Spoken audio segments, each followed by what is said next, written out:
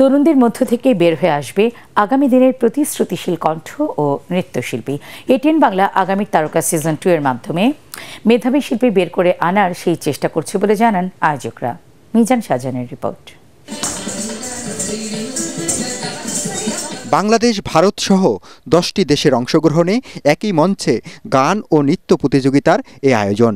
ATN বাংলার FDC স্টুডিওতে আগামীর তারকা সিজন 2 এর গ্র্যান্ড ফাইনালের প্রথম পর্বে অংশ নেয় 20 জন করে প্রতিযোগী। বিচারকদের চূড়ান্ত রায়ে নির্বাচিত গানে 10 ও নৃত্যে 10 প্রতিযোগীকে নিয়ে শনিবার অনুষ্ঠিত হবে চূড়ান্ত প্রতিযোগিতা।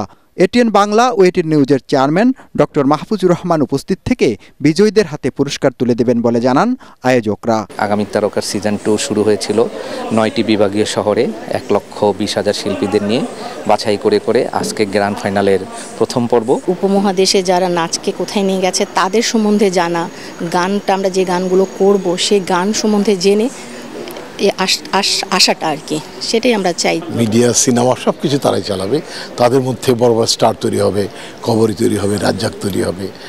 আর আমরা সেই প্রত্যাশা অবশ্যই রাখি যে আমাদের ছাড়িয়ে যাবে তারা। প্রতিযোগিতায় বিচারক হিসাবে যেমন আছেন প্রখ্যাত সঙ্গীতশিল্পী রফিকুল আলম, ফাতেমাতুজ জোহরা, নৃত্যশিল্পী লুবনা মরিয়ম, তেমনি আছেন ভারতের নৃত্যশিল্পী অমৃতা দাস।